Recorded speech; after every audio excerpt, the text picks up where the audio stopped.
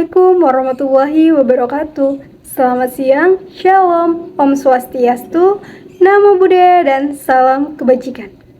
Halo semua, kami dari kelompok 6 akan mempresentasikan hasil diskusi kami tentang peradaban negara bangsa di dunia. Kami beranggotakan 6 orang. Berikut anggotanya. Dengan anggota kelompok Yuniardita Zahra Asifah, Rinaldi Ariel Sadewa, Bima Haris, Meila Vini, Feby Savitri, Valentino Andri.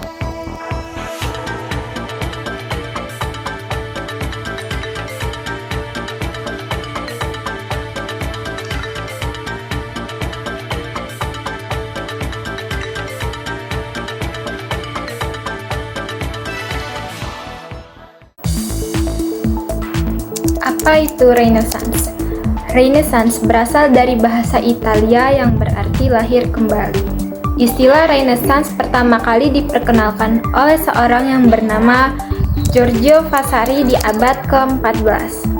Renaissance ini muncul pada abad pertengahan di mana abad tersebut merupakan kebangkitan religi Eropa.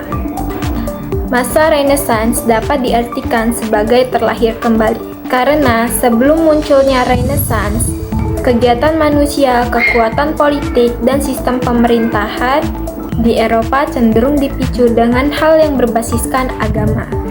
Masa Renaissance menjadi sebagai bentuk respon dari perilaku dominasi gereja pada seluruh aspek kehidupan masyarakat Eropa pada abad pertengahan. Pasca Renaissance, negara-negara di Eropa mulai memperkuat kekuatan mereka di sekitar identitas yang kuat. Ini merupakan upaya untuk membangun negara lebih terpusat dan kuat, di mana pemerintah pusat mempunyai kendali atas wilayah, ekonomi, dan militer. Dampak dari masa ini memiliki pengaruh penting dalam terlahirnya negara bangsa. Adapun tokoh-tokoh yang muncul pada masa Renaissance, Leonardo da Vinci, seorang ilmu seni dan ilmu sains. Galileo Galilei, seorang ahli ilmu pengetahuan atau ilmu ilmiah. Michelangelo, seorang ahli ilmu seni. Nicolaus Copernicus, seorang ahli astronom dan matematikawan. Yang selanjutnya adalah masa Westphalia. Masa Westphalia adalah masa di mana disepakatinya dan dibentuknya Perjanjian Westphalia pada tahun 1648 di Osnaburg dan di Münster. Perjanjian ini bertujuan untuk perdamaian dan mengakhiri perang yang telah terjadi selama 30 tahun pada kisaran waktu 1618 sampai dengan 1648 pada era Kekaisaran Romawi Suci.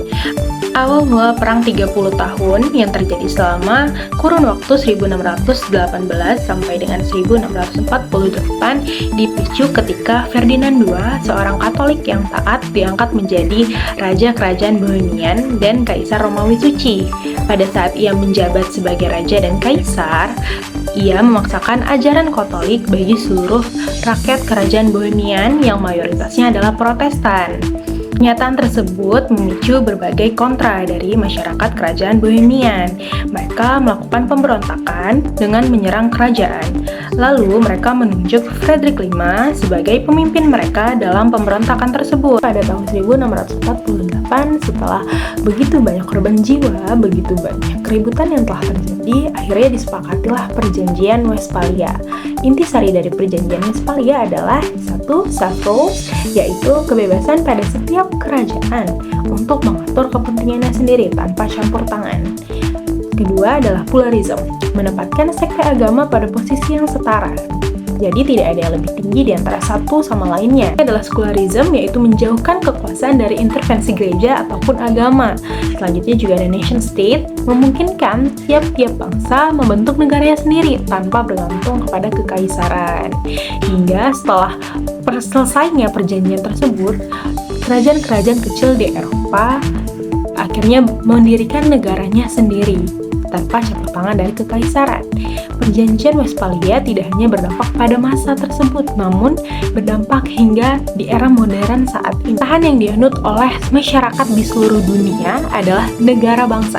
Negara bangsa adalah sebuah bentuk pemerintahan di mana negaranya tercipta atas kesamaan identitas masyarakatnya, memiliki kedaulatan dalam mengurus kepentingan dan urusannya tersendiri, dan setiap negara memiliki kesetaraan yang sama satu dengan lainnya. Revolusi Prancis merupakan sebuah pergerakan politik di Prancis yang menjadi penyebab runtuhnya monarki absolut di Prancis.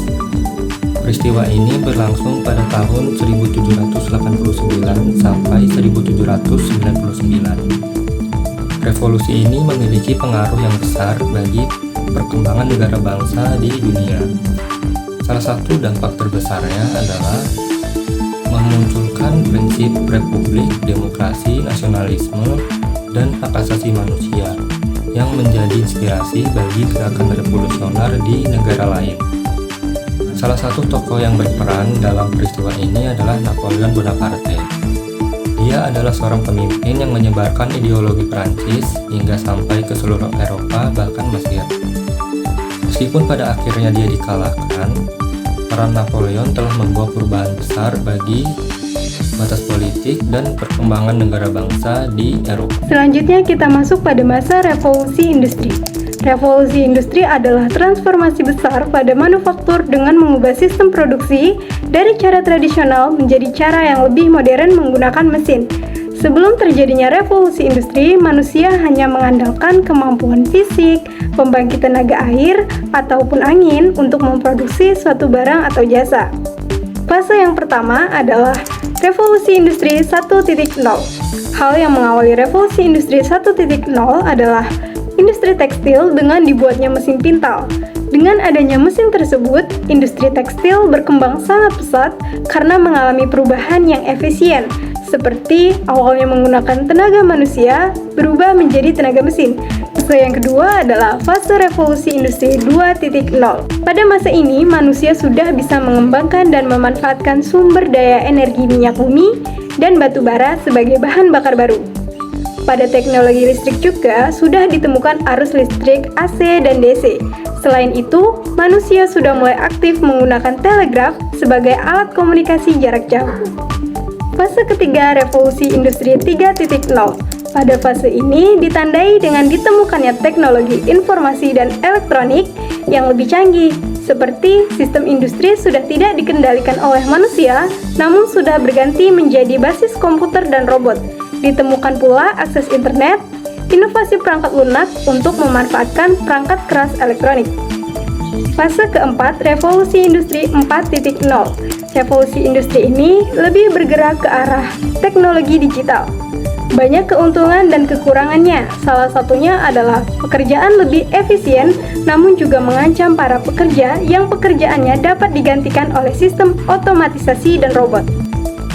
Nah, sekarang kita masuk pada aktor-aktor yang ada pada masa revolusi industri. Salah satunya ada Bapak James Watt yang dikenal sebagai Bapak Revolusi Industri, dan juga ada Alexander Graham Bell yang dikenal sebagai penemu pesawat telepon. Setelah revolusi industri yang memiliki impact sangat besar untuk ekonomi dan politik di Eropa, terjadilah persaingan untuk memperluas wilayah kolonial dan mencari sumber daya alam lain, serta perebutan kekuasaan. Selain itu, perkembangan teknologi militer seperti senjata api dan kapal perang yang dipicu oleh revolusi industri meningkatkan ketegangan untuk di antara negara-negara besar yang mengkontribusi pecahnya Perang Dunia Pertama. Perang Dunia Pertama memicu gelombang nasionalisme di negara-negara Eropa yang terjajah. Salah satu dampak perang tersebut adalah runtuhnya Kekaisaran Ottoman. Peristiwa tersebut memperkuat semangat tuntutan kemerdekaan dan hak politik di negara-negara yang sebelumnya dikuasai oleh Ottoman, seperti di wilayah Timur Tengah. Runtuhnya Ottoman tersebut membuka pintu bagi negara-negara lain seperti Amerika Serikat dan Jepang untuk memperkuat pengaruh mereka di dalam bidang ekonomi dan militer, menggantikan dominasi Eropa dalam dinamika global perang. Setelah terjadinya Perang Dunia Pertama, kemudian terbentuk Liga Bangsa-Bangsa sebagai upaya menjaga perdamaian dunia juga menjadi dampak penting dari perang tersebut. Perang ini menghasilkan perjanjian internasional yang mengatur ulang batas wilayah dan status politik negara yang terlibat.